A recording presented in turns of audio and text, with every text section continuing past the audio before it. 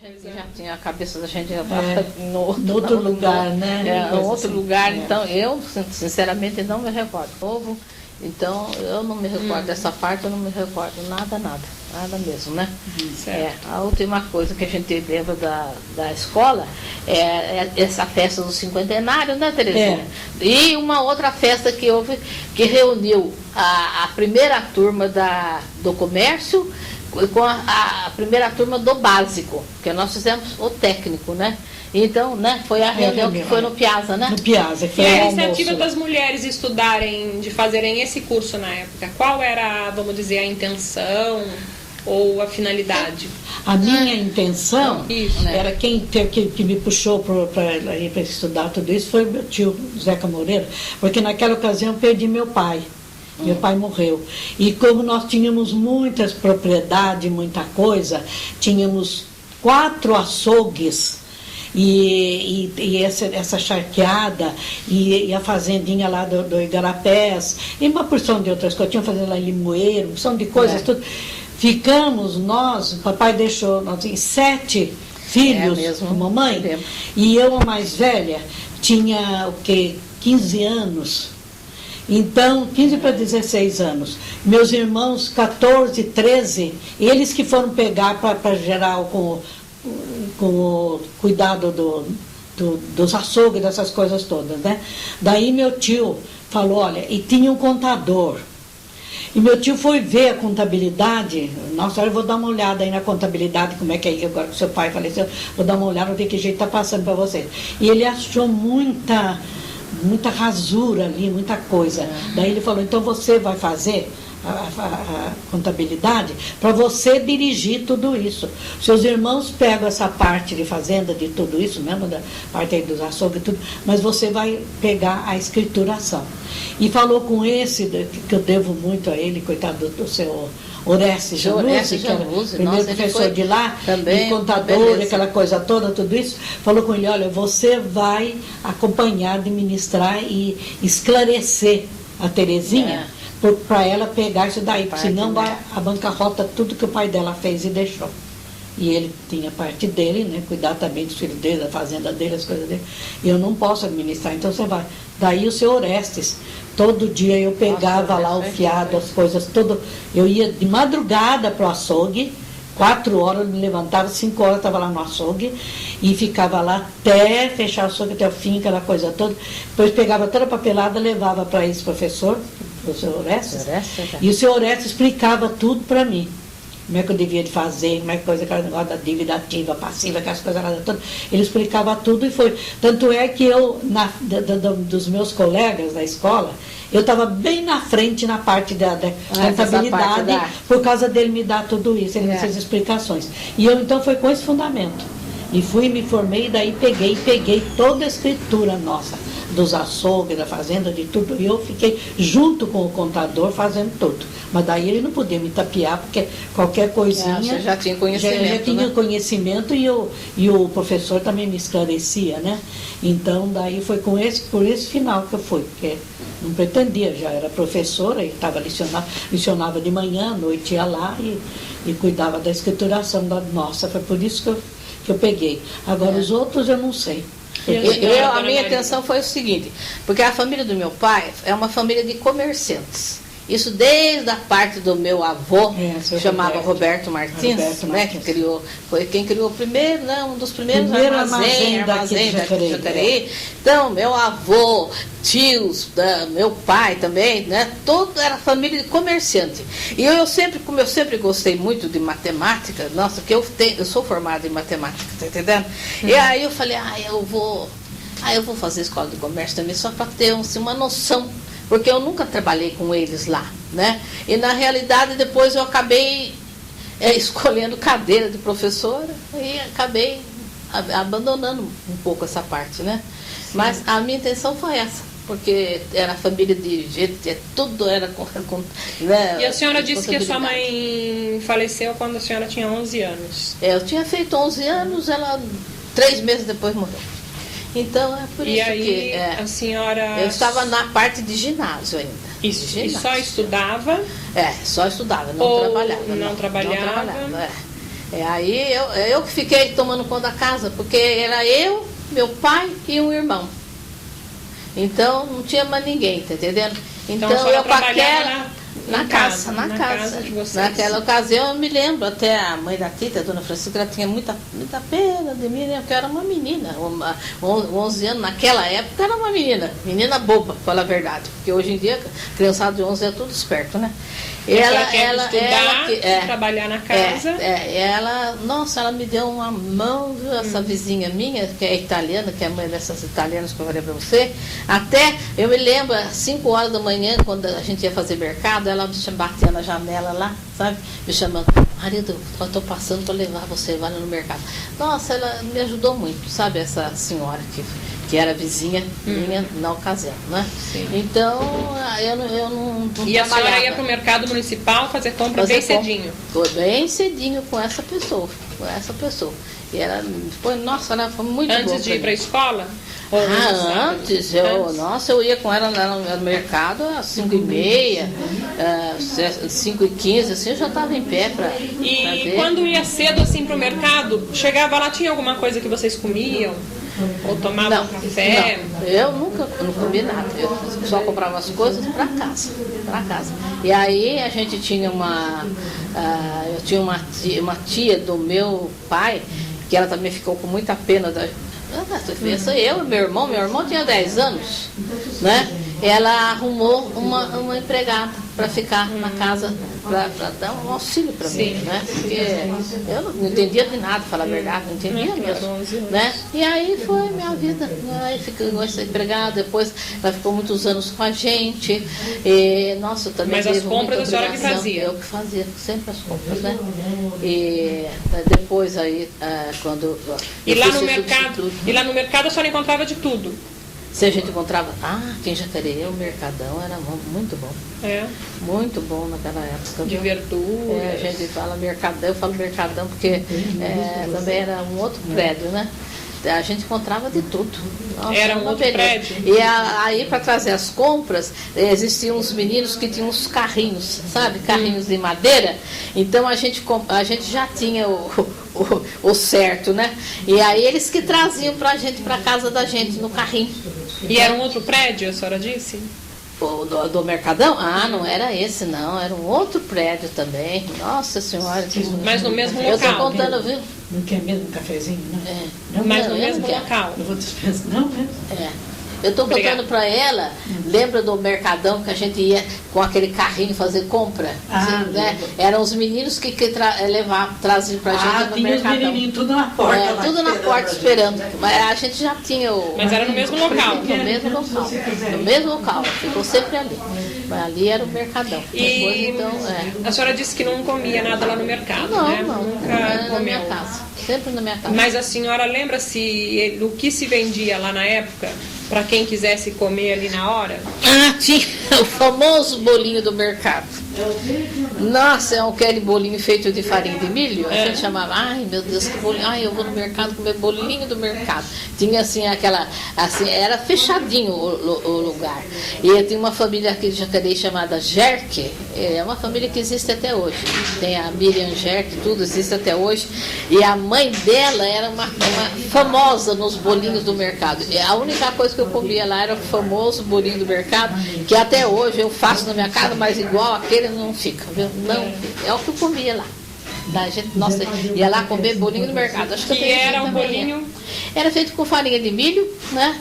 Era farinha de milho, água, tempero, cheirinho verde. E o famoso bolinho da dona Ricota, né? Eu tô contando pra ela, né?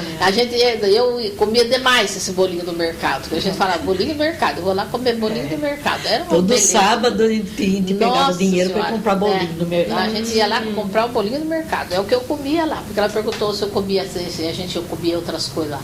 Eu não comia nada, só o bolinho dela. O bolinho dela, uma delícia, né, Tereza? Nossa Senhora. E bebia alguma coisa, não?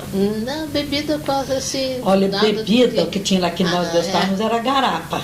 Eu não. Você não tinha? Não gostava de garapa. Porque a minha turma, minha família gostava muito de garapa, garapa de cana, né? Então tinha aquele que passava ali na moenda ali, E a gente ia lá, comprava os bolinhos, tomava garapa com bolinho. Isso a minha família fazia assim. E esse bolinho, a senhora lembra se antes da dona Nicota fazer no mercado, já existia o costume de... Não, acho que ela que começou.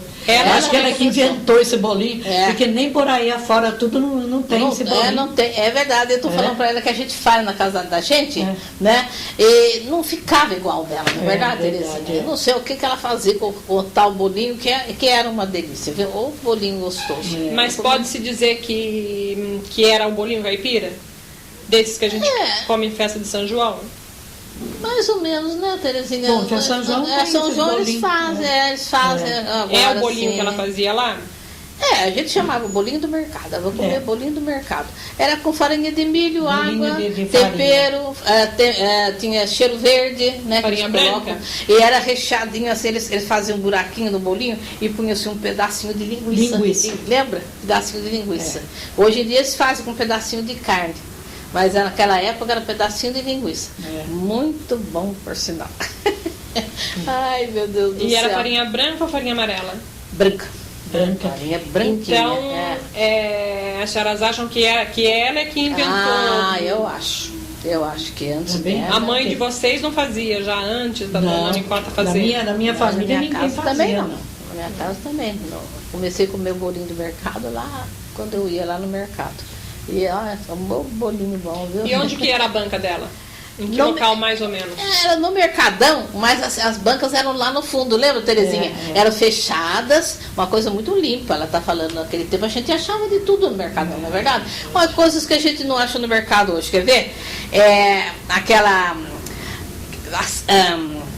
serralha, aquele broto de abóbora, de pé de abóbora, como é que chama? Cambuquira. Não acha hoje no mercado. Até isso aí a gente encontrava naquela época. A cambuquira, serralha, verdura tinha, nossa, de todo tipo, não é verdade? Eu mesmo comprei muita com cambuquira, serralha, nossa, eu gostava dessas verduras. Porque eu sempre gostei muito de verdura sempre cozida, né?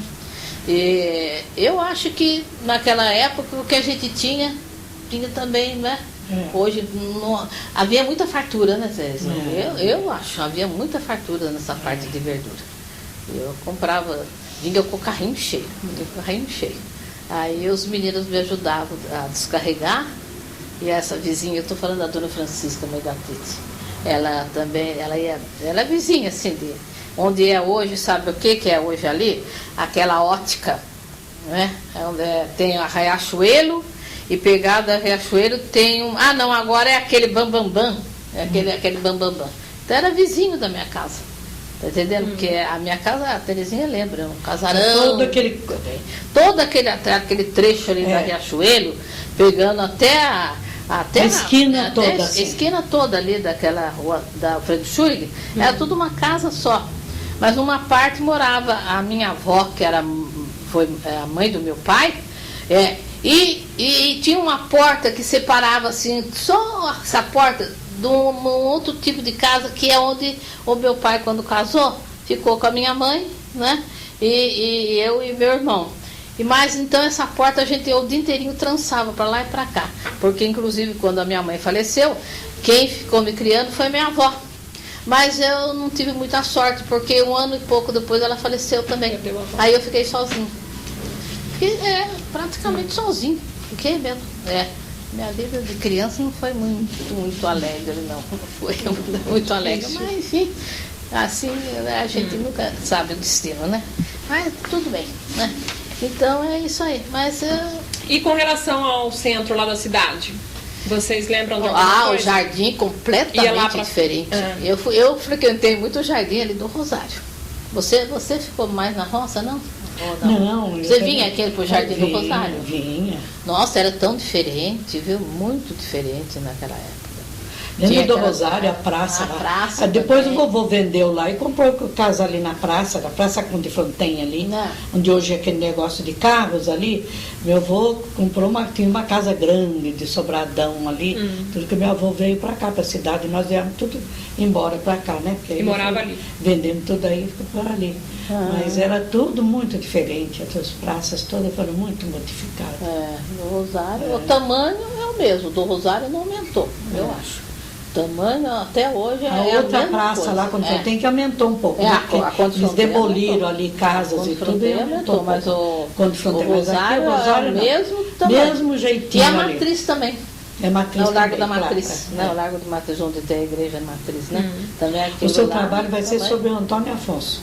Nós estamos falando sobre de outras memória, coisas. não, é sobre memória, sim, sobre memória histórica, de patrimônio, no caso do Antônio Afonso, porque vocês estudaram lá, né? Mas existem tantos outros lembranças, né, por exemplo, quando eu perguntei sobre a família Pisteco, é porque existia ali um cruzeiro que foi doado pelo seu João José de Moraes Pisteco, que foi utilizado durante muito tempo pela comunidade, e eu faço esse levantamento histórico do que as pessoas conseguem lembrar, até porque muitas vezes as pessoas trazem confirmações do que eu já pesquisei e do que eu continuo buscando confirmações, né?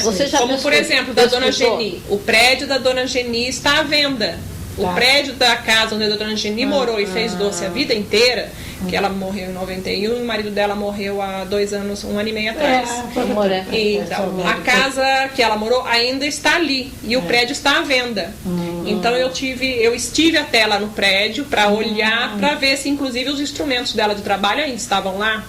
Porque assim como o prédio representa patrimônio histórico, o modo de produção, o que ela produzia, o doce que ela fazia, os instrumentos que ela utilizava, também fazem parte de um patrimônio, né? Que pode ser considerado como um patrimônio que deve ser transferido, inclusive, o conhecimento disso para as próximas gerações. Então, a senhora viu que nós falamos sobre o São João e eu pedi para a senhora falar para lá e a senhora trouxe da sua memória para mim dados que eu sei que existiam e que todas essas vezes que as pessoas me confirmam alguma coisa sem eu perguntar exatamente sobre o assunto, é uma confirmação de que existiu. Claro. Né? A senhora falou que a Dona Geni fez os bolos de casamento para a cidade toda. Fez o bolo de casamento da minha mãe, fez o bolo de batizado do meu irmão. E docinhos, para ver o casamento, os docinhos, fazia aqueles docinhos lindos, tudo decorados. Isso. Agora, a entrevista sua, desculpe, com o Zé Carlos Cruz, vai ser muito boa, porque ele foi voltado para a arte. Entendendo? O Zé Carlos Cruz, né? Para o desenho, para a pintura. Nossa, ele é um grande pintor. Será que a cabeça dele tá boa ainda? Eu acho que sim. Não, será que não tá? Não sei, mas eu acho que sim. Você falou que vai entrevistá-lo, né? Vou o Zé Carlos Cruz. Casou o filho dele um dia desses aí, o João Carlos. O João. Mas eu acho que o Zé Carlos... Eu acho que ele está com a cabeça boa.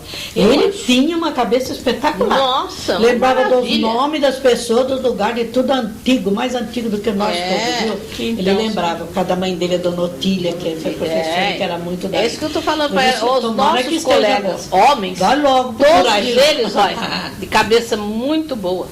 O Zé Carlos Cruz, o Lúcio Duarte, né? O Aldo Zonzini, que atualmente mora em São José, ele é delegado aposentado, né? É aposentado. Agora o filho dele que parece que é delegado, não sei se ainda é. Todos eles de cabeça muito boas, viu? Então, isso é muito bom para a produção histórica, porque isso que está no jornal que o professor Benedito Sérgio escreveu, tudo isso é fonte de pesquisa para a gente, né? Mas a memória das pessoas é uma fonte de pesquisa, porque traz sempre coisas muito novas. O BSL, você já entrevistou ou não? Já? Então acho que tudo que está escrito aqui ele deve ter falado para você. Sim, mas a história nunca ela pode ser estática, ela não pode parar, né? Nós não podemos daqui a 100 anos dizer, o professor Benedito Sérgio Lencioni escreveu. Né? Então nós precisamos da sua memória para construir a história a partir de pontos de vista que o professor Benedito Sérgio Lencioni não chegou a alcançar. Porque cada historiador, é verdade, né? E nós temos uma cidade, com 300 mil habitantes. Ela tem um ponto de vista. Então, isso aí. Você é fadada para isso. A partir do momento em que a gente pega da memória das pessoas, essa narração sobre geográfica, como era composta, como era feita, como eram utilizados os espaços, né? A questão da mulher, como que a mulher se entrosava nesse ambiente, porque não era absolutamente normal as mulheres executarem todas as tarefas. A senhora está me dizendo que na época tinha um grupo de basquetebol. Então a gente pode revirar muitos livros e nunca ninguém escreveu a respeito do grupo de basquetebol que tinha feminino, que era difícil, né? Que o instrutor era outro, dentista. E pior que nós tínhamos muito cuidado, porque aquela que caiu, machucou, tinha que jogar machucada. Então, esses fatos são muito importantes, né? Quando a senhora narra como era feito o Colégio Antônio Afonso por dentro, onde que nós temos uma narração assim, de quem viu. Eu posso pegar o jornal, uma pessoa. Olha, sabe que outro me lembro? O corpo do Colégio Antônio Afonso ali tinha um papel de parede, não sei se você lembra, que era de caçadas. E naquela época se usava muito papel de parede. Então, era assim, uma caçada, sabe? Aqueles, os animais correndo e aqueles homens antigos, tudo no cavalo, caçando assim. Era tudo aquilo. Me lembro que eu ficava olhando aqui. Era uma paisagem assim, como é esse quadro aqui. Era assim, tudo aquele papel de parede, aquela parede ali, tudo caçadas, assim, aquelas caçadas antigas, né? E no salão, não, era tudo só flores e desenhos arabescos em dourado. Nossa, era vinho, era uma riqueza o prédio, viu? Tudo aqui que eu me lembro, direitinho tudo aquilo. As caçadas eu me lembro porque eu entrava ali e ficava olhando, a gente que é do meio rural, desse meio mesmo de caçada, ficava vendo ali os cavalos com os cachorros correndo e aquelas caças, tudo assim enorme, daquele painel para cá, para lá, assim, das paredes ali da parte do corpo do salão. Do salão. Então, essa narração não existe nenhum livro, não existe ninguém ainda que possa narrar. Por quê? Porque ninguém viu isso, eu não vi. Provavelmente o professor, vários professores, pessoas que se interessam por história, pelo menos da minha idade, não chegaram a ver isso. Então a memória das senhoras e das pessoas todas que viveram na cidade é muito importante por causa disso. A questão da demolição que eu perguntei, né? Como que foi isso? Como que foi esse impacto de demolir o colégio que as senhoras estudaram na época? Como que foi? Nós podemos, eu sei quem demoliu,